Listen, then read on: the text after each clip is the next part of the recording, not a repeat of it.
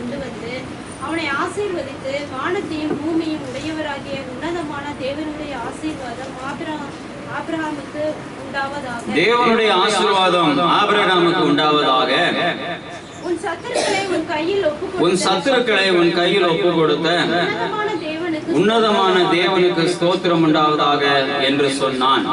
இங்கே நாம் வாசிக்கிறோம், ஆசாரியனாய் இருந்த சாலேமின் ராஜாவாகிய மெல்கிசேதேக்கு அப்பமும் திராட்சரசமும் கொண்டு வந்து அவனை ஆசீர்வதித்தான் என்று பார்க்கிறோம். ஆபிரகாமுக்கு ஏற்கனவே ஏகப்பட்ட ஆசீர்வாதங்கள் உண்டு.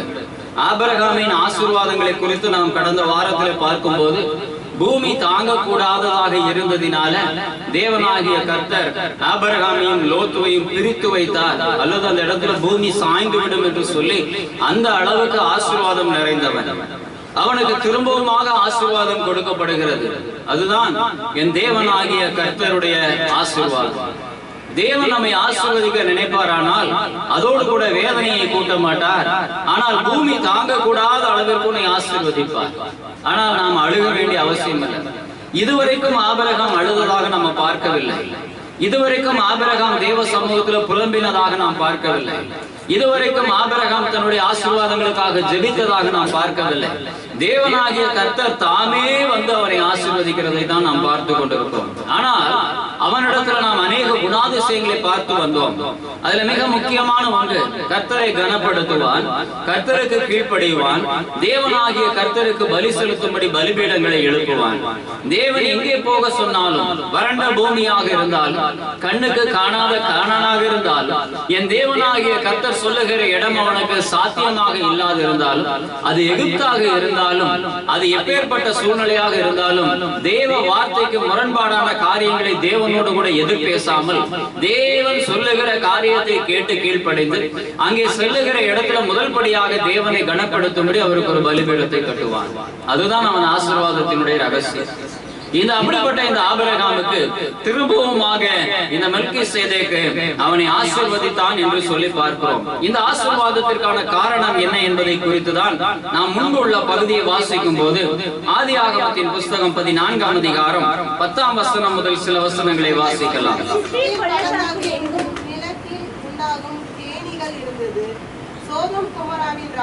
சோதோம் குமாராவின் ராஜாக்கள் முறிந்தோடி அங்கே விழுந்தார்கள். மலைகளுக்கு ஓடி போனார்கள். அப்பொழுது அவர்கள் சோதோமிலும் கொமோராவிலும் உள்ள பொருட்கள் எல்லாவற்றையும், போஜன பதார்த்தங்கள் எல்லாவற்றையும் எடுத்துக் கொண்டு போய்விட்டார்கள். ஆபிரகாமின் சகோதரனுடைய குமாரனாகிய லோத்து சோதோமிலே குடியிருந்தபடியால் அவனையும் அவன் பொருட்களையும் கொண்டு போய்விட்டார்கள். ஆபிரகாமின் சகோதரனுடைய குமாரனாகிய லோத்து சோதோமிலே குடியிருந்தபடியால் அவனையும் அவன் பொருட்களையும் கொண்டு போய்விட்டார்கள் என்று சொல்லப்பட்டிருக்கிறது. லோத்துவை குறித்தும் அவனுடைய ஞானத்தை குறித்தும் கடந்த வாரங்களிலே தியானித்தோம். லோத்து ஆபிரகாமுக்கும் லோத்துவும் சேர்ந்திருந்த இடங்களிலே பூமி தாங்கக்கூடாத அளவிற்கு செல்வாக்கு பெருத்திருந்தபடியினால் தேவனாகிய கர்த்தர் கட்டளையிட்டபடி ஆதாம் ஆபிரகாம் அவனை உன் இஷ்டப்படி காரியங்களை எடுத்துக்கொள் என்று சொன்ன போது, அவன் சகோதரனுடைய குமாரனாக இருக்கிறபடியினால அவன் பெரியப்பாவோ சித்தப்பாவோ ஆகிய இந்த ஆபிரகாமுக்கு என்ன வேண்டும், நீர் உம்முடைய இஷ்டப்படி செய்து கொள்ளும், மீதமுள்ளவைகளை நான் எடுத்துக்கொள்ளுகிறேன் என்று சொல்ல மனதில்லாமல் அவன் தானாக தனக்கு பிரியமான பசுமையான சோதோமுக்கு அருகான இடத்திலே தன்னுடைய கூடாரங்களை போட்டு அந்த இடத்திலே தன்னுடைய ஞானத்தை பயன்படுத்தி அங்கே செட்டில் ஆகும்படி நினைத்தான். ஆனால் நடந்த காரியம் என்ன? எல்லாம் நன்றாக நதிகள் ஓடுகிற இடம்தான், பசுமையான இடம்தான், விளைச்சல் பெருகி இருக்கிற இடம்தான். ஆனால் அவனையும் அவனுக்கு உண்டானவைகளையும் கொண்டு போய் விட்டார்கள். அதான் நடக்கும். உன் இஷ்டப்படி நீ காரியத்தை செய்யும் போது, உன்னுடைய விருப்பப்படி உன்னுடைய ஞானத்தின்படி காரியங்களை செய்யும் போது உன்னையும் உனக்கு உண்டானவைகளையும் கொண்டு போய் விடுவார்கள். இன்னைக்கு கொண்டு போனா கூட திரும்பவும் உனக்கு அறிவு வேலை செய்யறது கிடையாது. ஏற்கனவே நஷ்டப்பட்டு கஷ்டப்பட்டு கேவலப்பட்டு போயிட்ட, திரும்பவாவது உன் இஷ்டப்படி செய்யாதுன்னா அப்பவும் கேட்க மாட்டோம். அந்த டைம் மிஸ் ஆயிடுச்சு, இந்த டைம் அது பூரா பயங்கரமா சக்சஸ் ஆயிடும், நாசமா தான் போகும். உன்னுடைய ஞானத்துக்குள்ள வேற என்ன இருக்கிறது என்பதை பார். உலகம் இருக்கிறது. உன்னுடைய ஞானத்திற்குள்ள என்ன இருக்கிறதுன்னு பாரு. சுகபோகம் இருக்கிறது. உன்னுடைய ஞானத்திற்குள்ள என்ன இருக்கிறது என்பதை பார். சுயம் இருக்கிறது. உன்னுடைய ஞானத்துக்குள்ள என்ன இருக்கிறது என்பதை பார். உன்னுடைய அசுத்தமான எண்ணம் இருக்கிறது. உன்னுடைய ஞானத்திற்குள்ள என்ன இருக்கிறது என்பதை பார். உன்னுடைய சுயத்தை தவிர வேறொன்றும் இல்லை. அப்போ அது நாசமா தான் போகும். இங்கே லோத்துவுக்குள்ள அந்த சுயம் இருந்தபடியினால நம்ம கஷ்டப்பட்டோம், நம்ம பிரயாசப்பட்டோம், இவைகள் எல்லாவற்றினால சில ஆசீர்வாதங்களை பெற்றுக்கொண்டோம். இவைகள் எல்லாவற்றை காட்டு இப்பொழுது நமக்கு ஒரு சுயாதீனம் கிடைக்கும் போது அந்த சுயாதீனத்தை பயன்படுத்தி நம்மளுடைய சுயத்தை மேலோங்க செய்யும்படியாக நமக்கு இஷ்டமான இடத்தை நாம் தேர்வு செய்து அதுல பசுமையானவைகளை தேர்ந்தெடுத்து நமக்கு கொடுக்கப்பட்ட இந்த சுயாதீனத்தை நிலைநிறுத்திக் கொள்வோம் என்று நினைத்தான். லோத்து மேல ஒரு பெரிய தப்பு சொல்ல முடியாது. Because the entire permission was given by Abraham. Abraham தான் அவனுக்கு அந்த சுயாதீனத்தை கொடுத்தான். ஆனாலும் தேவன் என்ன எதிர்பார்த்தார்? லோத்து ஆபிரகாமுக்கே திரும்ப அந்த சுயாதீனத்தை கொடுப்பான் என்று. அநேக நேரங்களில் தேவன் எதிர்பார்க்கிற காரியம் அதுதான். உங்களிடத்துல சில காரியங்களை, சில பொறுப்புகளை கொடுக்கும் போது அந்த காரியங்களை நீங்கள் எப்படி கையாளுகிறீர்கள் என்பதை தேவன் எதிர்பார்ப்பார். உடனே உன்னுடைய முழுமையான உன்னுடைய ஞானத்தை, உன்னுடைய பலத்தை அந்த காரியங்களை போடக்கூடாது. அது நாசமாகி ஒண்ணு இல்லாம போயிடும். நமக்கு கொஞ்சம் காரியங்களை கொடுத்தாச்சுன்னா அதுல நம்மளுடைய ஆட்டம் வித்தியாசமாக இருக்கும். அது கடைசியில லாஸ்ல முடியும். இப்போ லோத்துவையும் அவனுக்கு உண்டானவைகளையும் கொண்டு போய் விட்டார்கள். Again you have to come back to the personality of Abraham. என்ன நடந்திருக்கும்? நீங்களும் நானும் அப்படி செஞ்சிருந்தா, என்னை விட்டுட்டு போனான்ல, என்னை விட்டுட்டு நான் இஷ்டப்படி காரியத்தை செய்ய போனான்ல, நாசமா போயிட்டான். கைத்தட்டி சிரிச்சு கேக் வெட்டி கொண்டாடி. இன்னைக்கு லோத்துவை குறித்து ஆபிரகாமுடைய சிந்தை அப்படி அல்ல. லோத்துவை குறித்து இந்த காரியங்கள் நடந்த உடனே அவனுடைய நினைவுகள் அப்படி போகல. போன வாரத்துல ஒரு மனுஷனோட பேசுறேன், என்னை வெகுவாக பாதித்த ஒரு காரியம். அங்கே அவருக்கு சொந்தக்காரரான ஒரு மனிதன், கிட்டத்தட்ட சொல்ல போன இந்த மாதிரி சித்தப்பா பெரியப்பா பசங்க, அவருடைய வீட்டுல நீண்ட நாட்களுக்கு பின்பதாக ஒரு குழந்தை பிறந்தது. அந்த குழந்தை பிறப்பதற்காகவே ரொம்ப ரிஸ்க் எடுத்திருக்கிறாங்க. அப்படி பிறந்த அந்த குழந்தை 6 மாத குழந்தைக்கு பிரெயின் டியூமரா தெரியாது. அந்த குழந்தைக்கு தலையில ஆபரேஷன் பண்ணியிருக்காங்க. 6 மாத குழந்தை. இந்த காரியத்தை குறித்து இந்த மனுஷன் சொல்லும் போது 6 மாச குழந்தைக்கு இப்படியா அப்படின்னு சொல்லி ஒரு பெரிய வேதனை எனக்குள்ள உண்டான. ஆனா அதுக்கு பின்னாடி அந்த மனுஷன் சொல்றாரு, அந்த குடும்பம் ரொம்ப முன்னாடி ஒரு காலத்துல பயங்கரமான காரியத்தை பண்ணிருப்பாங்க, அதனாலதான் அப்படிப்பட்ட ஒரு சாபம்னு சொல்லி தன் வாயில சிரிக்கிறார். அதாவது மனிதர்களுடைய எண்ணங்களை பாருங்க. இந்த மனுஷனும் பெரிய பக்திமானோ ஒரு பெரிய நீதிமானோ பரலோகத்துல இருந்து அங்கீகரிக்கப்பட்ட மனுஷனும் கிடையாது. ஆனால் ஒரு சிறிய குழந்தையினுடைய பாதிப்பை அதை ஒரு வேதனையாக எடுத்துக்கொள்ள முடியாமல் அதை ஒரு தண்டனையாக சொல்லுகிற மனுஷர் வாழுகிற இந்த பூமியில இருக்கும். கிறிஸ்தவர்கள் தான், ஆண்டவருடைய ஆசீர்வாதத்தை பெற்றுக்கொண்டோம் என்று சொல்லுகிற ஜனங்கள் தான், தேவனாகிய கர்த்தர் என்னோடு இருக்கிறார் என்று ஜெபிக்கிற ஜனங்கள் தான். உன்னுடைய இருதயத்தில் எப்படிப்பட்ட ஒரு காரியம் தோன்றுகிறது என்பதை என்னால் கற்பனையிலும் சிந்திக்க முடியவில்லை. ஒரு 6 மாசம் ஒரு சின்ன குழந்தை, அந்த குழந்தையினுடைய தலையில மண்டை ஓபன் பண்ணி ஆபரேஷன் பண்ணிருக்காங்க. அதெல்லாம் ரொம்ப கஷ்டம் தான். அந்த குடும்பத்திற்கு அப்படிதான் சம்பவிக்கும் என்று சொல்லி நகைக்கிற மனிதர்களை பார்க்கிறோம். இருதயம் வேதனைப்படுகிறது. ஆபிரகாமின் சூழ்நிலையை பாருங்க. Nothing was happening. ஆபிரகாம் தனக்கு காய்ந்து போன வெட்டாந்தரையாக கிடக்கிற அந்த பூமி, மேடு பள்ளமாக இருக்கிற பூமி எடுத்துக்கொண்டு போனான். தேவனாகிய கர்த்தர் அவனோடு இருந்ததனால he was not much disturbed with the thing, but it was a green place. ரொம்ப அழகான பசுமையான இடத்தை எடுத்துக்கொண்டு போனான். ஒருவேளை ஆபிரகாம் கஷ்டப்பட்டு வேலை செய்திருக்க கூடும், அல்லது அவனுடைய வேலையாட்களுக்கு மத்தியில் அநேக போராட்டங்களை சந்தித்திருக்க கூடும். திரும்பவும் இந்த இடத்தை பசுமையாக்குவதற்கு மிகவும் வேதனையான வேலைகளை செய்திருக்க கூடும். That was not written in the Bible, but there might be a reason for that. But லோத்துவை பார்க்கும்போது பசுமையான இடத்தை தேர்வு செய்தான். அவைகள் எல்லாம் போனது. ஆபிரகாமின் இருதயத்துல அதை குறித்து சந்தோஷம் உண்டாகவில்லை, வேதனை உண்டானது என்பதை நாம் அறிந்து கொள்ள வேண்டும். 15ஆம் வசனத்தை வாசிக்கலாம். அவனும் அவன் வேலைக்காரரும் பிரிந்து கவுஞ்சுகளாய் அவர்கள் மேல் விழுந்து அவர்களை முறையிட்டு தமஸ்குவுக்கு இடதுபுறமான ஓபா மற்றும் செலுத்தி சகல பொருட்களையும் திருப்பிக் கொண்டு வந்தான். தன் சகோதரனாகிய லோத்தையும் அவனுடைய பொருட்களையும் சிறிகளையும் ஜனங்களையும் திருப்பிக் கொண்டு வந்தான். போதும். ராக்காலத்திலே அவனும் அவன் வேலைக்காரரும் பிரிந்து பவுஞ்சுகளாய் அவர்கள் மேல் விழுந்து அவர்களை முறியடித்து தமஸ்குவுக்கு இடதுபுறமான ஓப்ரா மட்டும் துரத்தினார்கள் என்று சொல்லப்பட்டிருக்கிறது. ஆபிரகாம் தானாக களத்தில் குதிக்கிறான். தன்னுடைய சகோதரனின் குமாரனாகிய லோத்துவுக்கு நேரிட்ட காரியம் அவன் இருதயத்தை பாதித்தது. அவன் பவுஞ்சலாக அவர்கள் மேல் இறங்கி அவர்களிடத்திலிருந்து விடுவித்து அவனையும் அவனுக்கு உண்டானவைகளையும் விடுவித்து கொண்டு வந்தார்கள். If a person is creating an enmity against you, you should be ready to be served for them. அவர்களுக்கு சர்வ் பண்ணுகிற காரியத்துல, அவர்களுக்காக செயல்படுகிற காரியத்துல ஆபிரகாம் ஒரு முன்மாதிரியாக இருந்தான். There are lots of reasons to say that Abraham is a blessed man. சும்மா ஆபிரகாமின் ஆசீர்வாதத்தை பெற்றுக்கொள்ள முடியாது. இந்த தன்மை இருதயத்தின் ஓரத்தில் எங்கேயாவது இருக்கிறதா? ஈரமில்லாத இருதயம் கொண்ட உன் வாழ்க்கையில ஆபிரகாமின் ஆசீர்வாதம் எங்க இருந்து வரும்? ஒருவனுக்கு கேடு உண்டானால் கைதட்டி சிரிக்கிற ஜனம், ஒருவனுக்கு நட்டம் உண்டானால் அவனை குறித்து அந்த காரியத்தை குறித்து சந்தோஷப்படுகிற ஜனம், ஒருவன் நாசமாய் போனால் அவனை குறித்து மனம் குளிர்ந்து நிற்கிற ஜனம். உன் வாழ்க்கையில் ஆபிரகாமின் ஆசீர்வாதத்தை நீ எப்படி கேட்கிறாய்? அதை பார்த்து நகைக்கிறவர், அவனுக்கு நஷ்டம் உண்டாயிருச்சா பரவாயில்ல, எப்படியோ அவனுக்கு நாசமான சரி. லோத்துவை குறித்து ஆபிரகாமின் சிந்தை அப்படி இல்லை. லோத்துவின் காரியத்தை குறித்து ஆபிரகாமின் எண்ணங்கள் அப்படி இல்லை. அதனால அதை குறித்து சிரிக்காமல் இருக்கவும் இல்லை. அதை குறித்து சிரிக்காமல் அவன் சும்மா இருக்கவில்லை, மாறாக செயல்பட ஆரம்பிக்கிறான். நம்ம இடத்துல சிரிக்காம இருந்தாலே பெரிய விஷயம். அடுத்தவனுடைய கஷ்டத்தை பார்த்து நம்ம அந்த காரியத்தை குறித்து சந்தோஷப்படாமல் இருந்தாலே பெரிய விஷயம். நீ எங்க போய் அவங்களுக்கு உதவி செய்ய போற? ஆபிரகாம் அந்த காரியத்தில் முன்னோடியாக இருந்தான். லோத்துவின் காரியத்திற்கு இறங்கினான். அவனும் அவன் வேலையாட்களும் போனார்கள். அவனை முற்றிலுமாக முறியடித்து அவர்களை விடுதலையாக்கி லோத்துவை மீட்டெடுத்தார்கள்.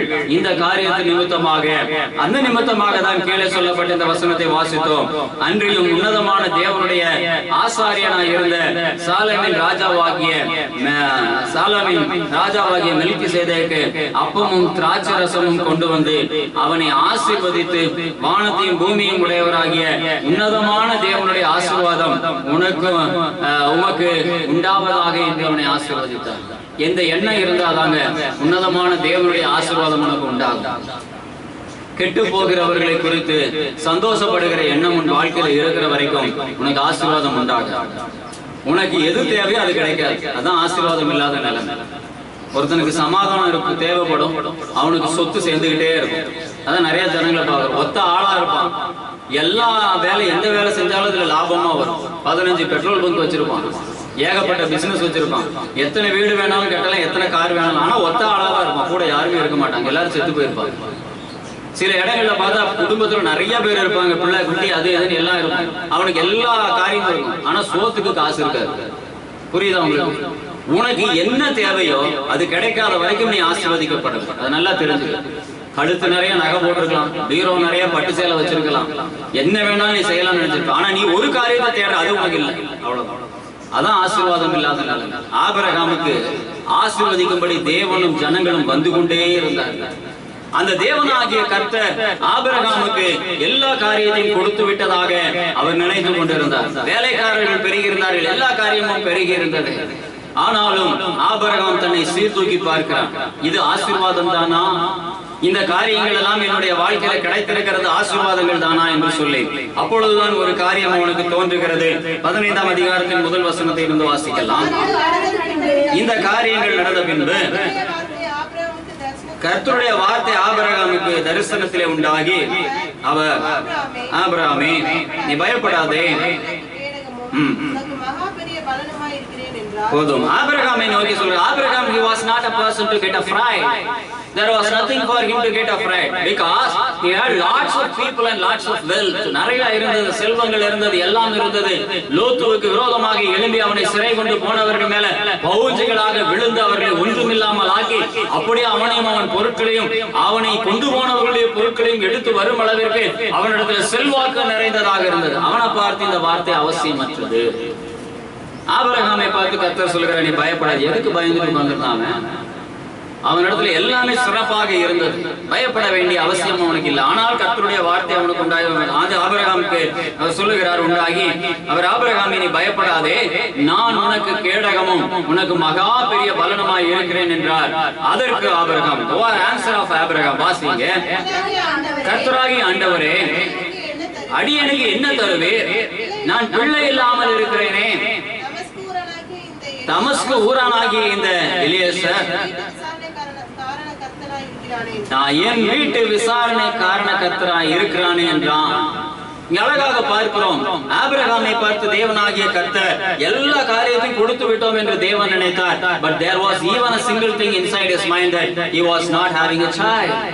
அவனுக்கு பிள்ளை இல்லாமல் இருப்பது அவனுடைய இருதயத்தில் ஒரு பாரம் இருந்தது என்பதை தேவன் அறியாதிருந்தார் என்பதை அறிந்து கொள்ள வேண்டும். ஆண்டவருக்கே தெரியாத ஒரு காரியம் ஆபிரகாம் இடத்துல இருந்தது. அதையும் அவனுடைய ஆசீர்வாதமாக தான் நான் பார்க்கிறேன். என் தேவனாகிய கர்த்தர் ஆபிரகாமை பார்த்து சொல்றார், உனக்கு எல்லாவற்றையும் கொடுத்து விட்டேன் என்று சொல்லி. But even there was a small request in Abraham's mind. அவனிடத்துல ஒரு காரியம் தேவைப்பட்டது. அவன் அழகாய் சொல்லுகிறான், ஆண்டவரே, அடியேனுக்கு என்ன தருவீர்? நான் பிள்ளை இல்லாமல் இருக்கிறேனே. தமஸ்கு ஊரானாகிய இந்த எலியாசரின் வீட்டில் விசாரணைக்காரனாய் இருக்கிறானே என்றான். பின்னும் ஆபிரகாம் அடுத்த வசனத்தை வாசிக்கலாம்.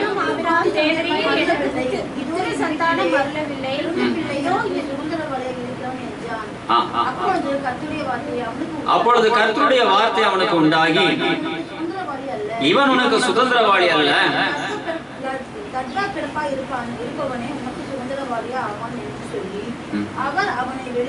அவர் அவனை வெளியே அழைத்து வந்து, நீ வானத்தை அண்ணாந்து பார்,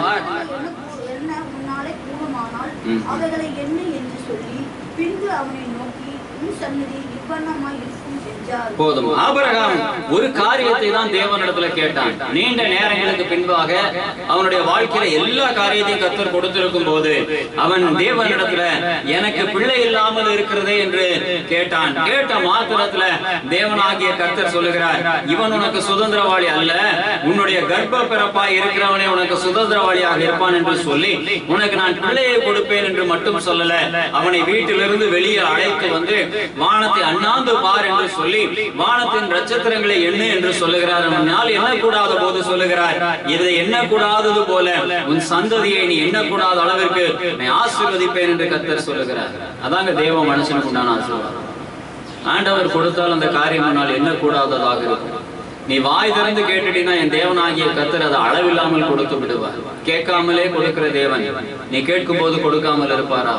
ஆனால் ஆபிரகாம் இடத்துல இந்த காரியத்தை தேவனாகிய கர்த்தர் எதிர்பார்க்கவில்லை. தேவனாகிய கர்த்தர் அவனுடைய இருதயத்தில் இந்த காரியம் இருந்ததை தேவன் உற்று நோக்கவில்லை. ஆனால் அவன் சொன்ன போது தேவன் அந்த காரியத்திற்கு சரியான ஒரு பதிலை கொடுக்கிறார். அவன் கர்த்தரை விசுவாசித்தான், அது அவனுக்கு நீதியாக எண்ணினார் என்று சொல்லப்பட்டது. There was no chance.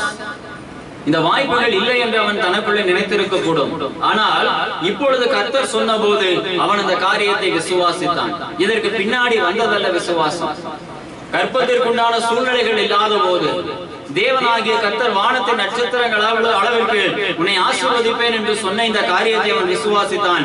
அது அவனுக்கு நீதியாக எண்ணப்பட்டது என்று வசனம் சொல்லுகிறது. உனக்கு நீதியாக எண்ணப்படுவதற்கு உன் விசுவாசம் முக்கியமானதாக இருக்கு. இல்லாத ஒன்றை நீங்கள், கூடாத ஒன்றை, சாத்தியமில்லாத ஒன்றை நீங்கள் விசுவாசித்தால் அது நீதியாக எண்ணப்படும்.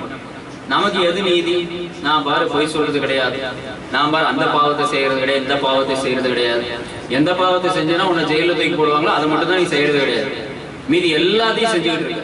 உலகத்தில் உள்ள அத்தனை பாவம் கிட்ட இருக்கு. பெருமை, பொறாமை, வஞ்சகம், வைராக்கியம், கேடு, புதிய ஏற்பாட்டில் இருக்கிற எல்லாமே பல மடங்கு மல்டிப்ளைடு லெவல்ல அவன் வாழ்க்கையில இருக்கு. அதுல ஒண்ணு கூட குறையல.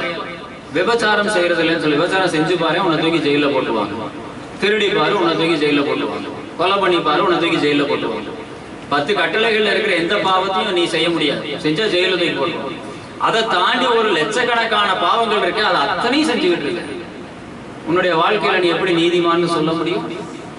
உன்னுடைய வாழ்க்கையில எப்படி நீதி என்று எண்ணப்பட முடியும்? அத்தனையும் செஞ்சுக்கிட்டு இருக்க. அத்தனையில எந்த மாற்றம் இல்லை. அது அத்தனையும் உனக்கு நியாயம். ஏன்னா அதுக்கு ஜெயிலுக்கு போக வேண்டிய அவசியம் இல்லை. பொறாமப்பட்டதுனால ஜெயில தூக்கி போடுவாங்கன்னு இங்க நம்மள நிறைய பேர் ஜெயில தான் இருக்காங்க. பெருமை பாராட்டுகிறவர்கள் ஜெயில இருக்கணும்னு சொன்னா நம்மள எல்லாருமே ஜெயில விட்டு வெளியே வரவே முடியாது. உன்னுடைய வாழ்க்கையில கபடு இருக்கிறவர்கள் பூரா ஜெயிலுக்கு போகணும்னு சொன்னா நம்ம எல்லாருமே ஜெயில தான் பிறந்தே இருப்போம். பிறக்கும் போதே அப்படிதான் பிறக்கும். யாரும் வீட்டுல பிறந்திருக்க மாட்டோம், ஆஸ்பத்திரி ஜெயில தான் பிறக்கவே செய்வோம். கிறிஸ்து சொன்ன உபதேசங்கள்ல வர அத்தனை பாவமும் அவங்ககிட்ட இருக்கு, ஒண்ணு குறையில்லாம. இங்கே நீதியாக எண்ணப்படுவதற்கு என்ன காரியம் என்றால் இவைகள் ஒன்றும் அவனிடத்துல இல்ல. அவன் அதனால தேவனை விசுவாசித்தான். பாவங்கள் அத்தனையும் இருக்கிறவன் விசுவாசிக்க முடியாது. ரொம்ப சாதாரணமா இந்த வசனத்தை கடந்து போகாதீங்க. பாவம் இல்லாததினால அவனுக்கு விசுவாசம் இருந்தது. அந்த விசுவாசம் நீதியாக எண்ணப்பட்டது. பாவத்தோட வருகிறதுக்கு பேர் விசுவாசம் இல்ல. பாவம் இருக்கிற உன்னுடைய வாழ்க்கையில இருந்து எழும்புகிறதுக்கு பேரை நம்பிக்கைன்னு வேணா வச்சுக்கலாம். அந்த நம்பிக்கை கெட்டு போயிடும், சீக்கிரத்துல கெட்டு போயிடும். மனுஷங்களை எப்படி நம்புறோம்? சில நேரம் நம்புவோம், ரொம்ப நம்பிக்கைக்குரிய மனுஷங்களாக இருக்கும். ஏதாவது ஒரு காரியத்தை நம்மளை ஏமாத்திட்டாங்கன்னு தெரிஞ்சுன்னா அதோட முடிஞ்சு போச்சு. அதே போலதான் உன்னுடைய வாழ்க்கையில நீ ஆண்டவரை நம்புற, ஆண்டவர் அந்த காரியத்தை கொடுக்கலன்னா நம்பிக்கை கெட்டு போகுது, அவ்வளவுதான். திரும்பவும் வேற வழி இல்லாம நம்புற, ஆண்டவர் கொடுக்கலங்கிறது நம்பிக்கை கெட்டு போயிடுது. ஆண்டவர் கொடுக்காத போதும் அவர் மேல் வைக்கிறது தான் விசுவாசம். அவர் கொடுத்தாலும் சரி கொடுக்காவிட்டாலும் சரி என்று வைக்கிறதுக்கு பேர் விசுவாசம். விசுவாசம் நம்மளால என்னன்னு தெரிஞ்சுக்க. இது எப்போ வரும்னா நீ ஆண்டவருடைய பிள்ளையா இருக்கும் போது வரும். இது எப்போ வரும்னா நீ தேவனாகிய கர்த்தர் உன்னுடைய வாழ்க்கையில நீதியை காணும் போது வரும். இது எப்போது வரும் என்றால் தேவனாகிய கர்த்தர் விரும்புகிறபடி உன்னுடைய வாழ்க்கையில் இருந்து தேவனுடைய ஆசீர்வாதத்தை நீ பெற்றிருக்கும் போது வரும். தேவனாகிய கர்த்தர் உன்னுடைய வாழ்க்கையில நன்மைகளை அள்ளி அள்ளி வீசும் போது உன்னுடைய வாழ்க்கையில விசுவாசம் வரும், கர்த்தர் மேல் நம்பிக்கை. வெறும் நம்பிக்கையை வச்சுக்கிட்டு அந்த நம்பிக்கை வச்சிருந்தேன், நம்பிக்கை போயிருச்சு, நம்பிக்கை வச்சிருந்தேன், திரும்ப போயிருச்சு, இப்படியே வச்சு வச்சு எடுத்துக்கிட்டு இருக்கு. அதனாலதான் நிறைய பேருடைய வாழ்க்கையில விசுவாசம் கிடையாது. ஆபிரகாம் விசுவாசித்தான், அது அவனுக்கு நீதியாக எண்ணப்பட்டது. கூடுதலாக விசுவாசமே நீதியா எப்படிங்க எண்ணப்பட முடியும்?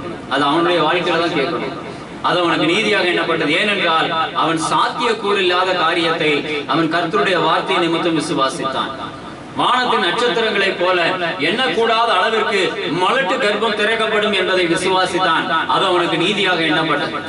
சாத்தியமில்லாத காரியங்களை விசுவாசிக்கிற அளவிற்கு உன்னுடைய வாழ்க்கை எப்பொழுது சாத்தியப்படுகிறதோ அப்பொழுது நீ நீதிமானாக இருக்கிறாய் என்பதை அடையாளம் கண்டுகொள். வாய்ப்பில்லாத காரியங்களை என்னுடைய வாழ்க்கையில வாய்க்கும் என்ற நம்பிக்கை உன்னுடைய வாழ்க்கையில என்னைக்கு எழும்புகிறதோ அன்னைக்கு நீ நீதிமானாக மாறிவிட்டாய் என்று உன்னுடைய மார்பிலை அடித்து உனக்கு ஒரு சபாஸ் போட்டுக்கொள். சாத்தியமில்லாத காரியங்களை உன்னுடைய வாழ்க்கையில எப்பொழுது அவைகள் சாத்தியப்படும் என்கிற நம்பிக்கையோடு நீ காரியங்களை நடப்பிக்க ஆரம்பிக்கிறாயோ அன்னைக்கு நீ நீதிமானாக இருக்கிறாய் என்பதை உறுதி செய்து கொள். அது வரைக்கும் நீதியில பிரச்சனை இருக்குன்னா ஓட்ட நீதியை வச்சுக்கிட்டாலே அதுல பிரயோஜனமே கிடையாது. அதுக்கு அது இல்லாம இருக்கிறதே நல்லது. ஓட்ட பானையில தண்ணியை தூக்கிட்டு போய் ஒரு புண்ணியம் கிடையாது. அது போய் சேர வேண்டிய இடத்துக்கு சேர்த்தா பாதியில போயிருக்கும். ஓட்டையை தூக்கிட்டு போன கேவலம் தான் உனக்கு மிஞ்சும்.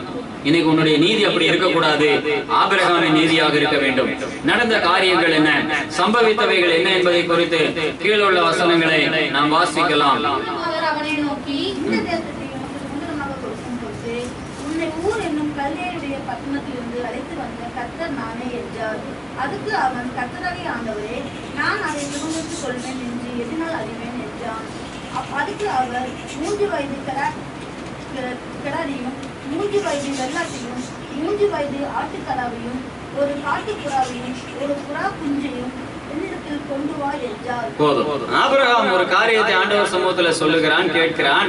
அதற்கு ஒரு அடையாளத்தையும் கேட்கிறான். அதற்கு நான் எப்படி அதை அறிவேன் என்றான், அறிவேன் என்று தேவனிடத்துல கேட்கிறான். தேவனாகிய கர்த்தர் அதற்கு அவன் என்ன செய்ய வேண்டும் என்பதை குறித்து சொல்லுகிறார்.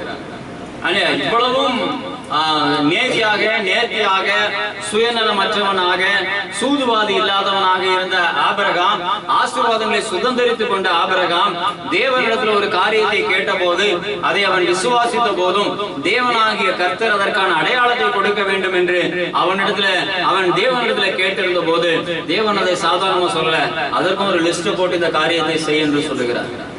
ஆண்டவர் சொல்லுகிற காரியத்தை செஞ்சுதாங்க ஆகணும். நீ சும்மா ஆண்டவரிடத்துல இருந்து காரியத்தை பெற்றுக்கொள்ள முடியாது. ஆண்டவர் சொல்லுகிற காரியத்தை செய்யாமல் பெற்றுக்கொள்ள முடியாது. சும்மா ஆண்டவர் இடத்துல கேட்கறது யார் வேணாலும் கேட்கலாம். ஆபிரகாம் கேட்டது போல நானும் கேட்டுட்டேன், ஆபிரகாமுக்கு கொடுத்தது போல எனக்கும் கொடுப்பார்னு சொல்ல முடியாது. ஆபிரகாமுக்கே சில காரியங்களை கர்த்தர் கொடுக்கிறார். ஆபிரகாமுக்கே கர்த்தர் சில கால அவகாசங்களை எடுத்துக் கொள்ளுகிறார். ஆபிரகாமுக்கே தேவனாகிய கர்த்தர் சில காரியங்களை அவனுக்கு அடையாளப்படுத்துகிறார். ஆபிரகாமுக்கு அதான் நிலைமைனா 5 காசுக்கு பிரயோஜனம் இல்லாத நமக்கு என்ன நிலைமைன்னு யோசிப்பாரு. நமக்கெல்லாம் பெரிய நினைப்பு தான். இங்க ஒண்ணுமே கிடையாது. திரும்பி பார்த்தா உலக ஜனங்களையும் உன்னையும் கம்பேர் பண்ணா ஒன்னும் 5 பைசாவுக்கு ஒரு பிரயோஜனம் கிடையாது. இன்னும் உலகத்துல ஒரு சாதாரண மிருகம் நாய் கூட உன்னை மதிக்கிறது கிடையாது. ஆனா உனக்கு உன்னை குறிச்சு ஒரு பெரிய பெருமை. ஆனா ஆபிரகாமை குறித்து வேதம் பெருமையா எழுதியிருக்கு. ஆனா அவனுக்குள்ள அது இல்லையே. அவன் தேவனாகிய கர்த்தர் சொன்னபடி அவன் அந்த காரியங்கள் எல்லாவற்றையும் அவைகள் 10ஆம் வசனத்துல பார்க்கிறோம். அவன் அவைகள் எல்லாவற்றையும் அவரிடத்துல கொண்டு வந்து அவைகளை நடுவாக துண்டித்து துண்டங்கள் ஒவ்வொன்றுக்கும் எதிராக வைத்தான். பட்சிகளை அவன் துண்டிக்கவில்லை. பறவைகள் அந்த உடன்படிக்கையின் மேல் இறங்கி அவைகளை ஆபிரகாம் இறங்கினது. ஆபிரகாம் அவைகளை துரத்தினான். சூரியன் அஸ்தமிக்கும் போது ஆபிரகாமுக்கு அயர்ந்த நித்திரை வந்தது. திகிலும் காரிருளும் அவனை மூடிக்கொண்டது. அப்பொழுது அவர் ஆபிரகாமை நோக்கி, உன் சந்ததியார் தங்களுடைய அல்லாத அந்நிய தேசத்திலே பரதேசிகளாய் இருந்து அத்தேசத்தாரை சேவிப்பார்கள் என்றும் அவைகளால் 400 வருஷம் உபத்திரவப்படுவார்கள் என்றும் நீ நிச்சயமாய் அறிய கடவாய் என்று என் தேவனாகிய கர்த்தர் அவனுக்கு தீர்க்க தரிசனங்களை சொல்லுகிறார். இந்த காரியம் எல்லாவற்றையும் என் தேவனாகிய கர்த்தர் அவனுக்கு தெரியப்படுத்தினார் என்பதை நீங்கள் அறிந்து கொள்ள வேண்டும். கீழே உள்ள வசனங்களை வாசிக்கலாம்.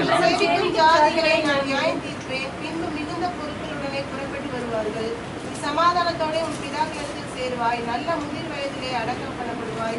4ஆம் தலைமுறையிலே அவர்கள் இவ்விடத்துக்கு திரும்ப வருவார்கள். ஏனென்றால் எமோரியருடைய அக்கிரமம் இன்னும் நிறைவாகவில்லை என்றார்.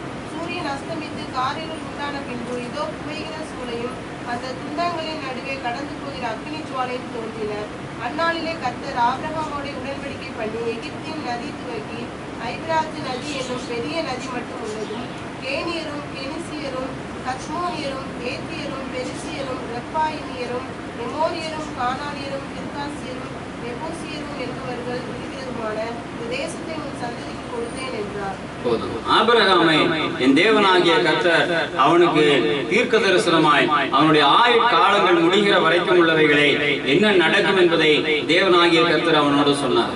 எப்பொழுது ஆபிரகாம் தனக்கு பிள்ளை இல்லாது இருக்கிறது என்று அவன் சொன்னானோ, தேவனாகிய கர்த்தர் அவனுக்கு ஒரு காரியத்தை கட்டளையிட்டு அந்த காரியத்தை அவன் நிறைவேற்றின போது தேவன் அவனுடைய சந்ததி தொடங்கி மீதமுள்ள காலங்கள் அவனுடைய ஆயுசு நாட்கள் வரைக்கும் உள்ள எல்லாவற்றையும் அவனுக்கு தேவனாகிய கர்த்தர் அவனுக்கு தெளிவாக தெரியப்படுத்தினார். என் தேவன் அவ்வளவு நல்லவராக இருக்கிறார். ஆபிரகாம் அவருக்கு பிரியமானவனாக இருந்தான். என் தேவனாகிய கர்த்தர் அவனுக்கு உண்டான எல்லாவற்றையும் அவனுக்கு கொடுத்திருந்த போதும் அவனுடைய தேவை என்ன என்பதை அவன் தேவ சமூகத்தில் சொன்ன போது அதையும் தேவனாகிய கர்த்தர் அவனுக்கு நிறைவேற்றுவேன் என்று உடன்படிக்கை பண்ணினார் என்று நாம் பார்க்கிறோம். என் தேவன் அப்படிப்பட்ட ஆபிரகாமின் அனுபவத்தை நம்மிடத்தில் எதிர்பார்க்கிறார்.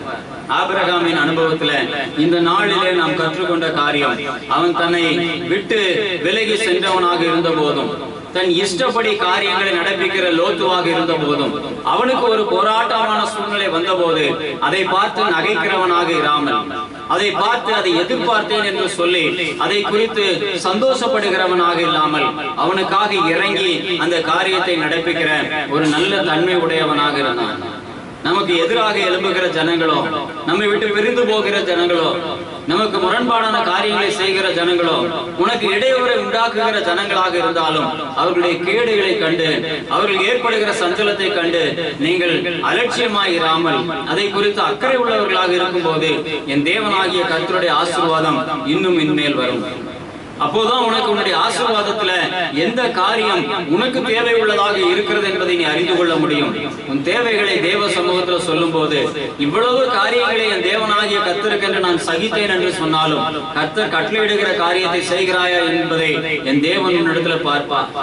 தேவனாகிய கர்த்தரை நீ விசுவாசிக்கும்படியாக தேவன் காரியங்களை நடப்பிப்பார். சாத்திய கூறுகள் இல்லாதவைகளை தேவனாகிய கர்த்தர் சொல்லும் போது ஆபிரகாம் அதை விசுவாசித்தான். சம்பவிக்க சாத்தியம் இல்லாதவைகளை தேவனாகிய கர்த்தர் அவனை கூப்பிட்டு சொல்லும் போது அதை ஆபிரகாம் விசுவாசித்தான். சாத்திய கூறுகள் இருக்கிறதை பற்றி பேசிக்கிறோம். நல்லா படிச்சிருக்கிற ஆண்டவரே, எனக்கு ஸ்டேட் ஃபர்ஸ்ட் வரணும்னு சொல்லி நீ ஆண்டவர் சமூகத்துல போய் கேட்பதை காட்டினான். படிப்பறிவே இல்ல, மண்டையில மூளையே இல்ல, நான் வாழ்க்கையில நல்ல நிலைமைக்கு வருவேனாங்கிற உன்னுடைய கேள்விக்கு தேவன் வருவாய் என்கிற பதில் கொடுப்பார். ஒண்ணுமே இல்லாத சூழ்நிலை, ஒண்ணுமே இல்லாத நிலைமையில, உன்னுடைய ஞானம் செயல்பட முடியாத சூழ்நிலையில, உன்னுடைய பிரயாசங்கள் செயல்பட முடியாத சூழ்நிலையில நீ வாஞ்சிக்கிற காரியங்களை, நீ கேட்கிற காரியங்களை, கர்ப்பம் செத்து போன வாழ்க்கையில நட்சத்திரங்களை போல் உன் சந்ததியை பெருக பண்ணுவேன் என்று கர்த்தர் சொல்லுகிறவர் சொல்லும் போது நீ விசுவாசிக்கிற தன்மையில இருக்கிறாங்கிறதான் கேள்வி. இங்க நமக்கு அப்படி சொன்னா நல்லா உற்சாகமா இருக்கும். ஆனா விசுவாசம் எங்க இருக்கு? செத்து போய் ரொம்ப காலமா இருக்கும். சரீரம் மட்டும் உற்சாகத்துல ஆடிக்கிட்டு அல்லேலூயா சொல்லும், ஸ்தோத்திரம் சொல்லும், ஆமேன்னு சொல்லும், எல்லாம் சொல்லும். நம்ம அப்படிதான் சொல்லிட்டு இருக்கோம். நிறைய நேரங்களில் நம்முடைய ஆமேன் அப்படிதான் இருக்கு. எங்கேயோ இருக்கு நம்ம நினைப்பு, எதையோ யோசிச்சுட்டு இங்க ஆமேன்னு சொல்லிட்டு இருக்கோம் ஜெபத்துல. அதே போல இல்ல ஆபிரகாமுடைய காரியம். அவன் விசுவாசித்தான், அது அவனுக்கு நீதியாக எண்ணப்பட்டது. அந்த விசுவாசம் கூட உன் வாழ்க்கையில நீதியாக எண்ணப்பட வேண்டும். நம்ம விசுவாசம் நமக்கு நீதியா எண்ணப்படுகிறதா அநீதியாக எண்ணப்படுகிறாங்கிறது நம்ம மனசாட்சிக்கு நல்லா தெரியும். நடக்கிறதுக்கு வாய்ப்பு இல்லப்பா. ஏன் நடக்க வாய்ப்பு இல்லை? அதற்கும் நிறைய சாத்தியங்கள் இருக்கு. ஏன்னா உன்னுடைய வாழ்க்கையில ஆண்டவருடைய வார்த்தை இல்ல, தேவனுடைய பயப்படும் பயம் இல்ல, ஒழுங்கு இல்ல, தேவ வார்த்தைகளுக்கு கீழ்ப்படுகிற தன்மை இல்ல, ஒண்ணுமே இல்லை. அதனால நீ விசுவாசிக்கக்கூடிய தகுதி உனக்கு இல்ல. அப்படி நீ விசுவாசித்தால் அந்த விசுவாசம் நீதி உள்ளதா? இல்ல, நீதி இல்லாத விசுவாசம். இன்னைக்கு ஆபிரகாமின் விசுவாசம் நீதியாக எண்ணப்பட்டது. கர்த்தர் அவன் சந்ததியை குறித்தும் அவனுக்கு சம்பவிக்க போகிறதை குறித்தும் அவனோடு பேசினார்.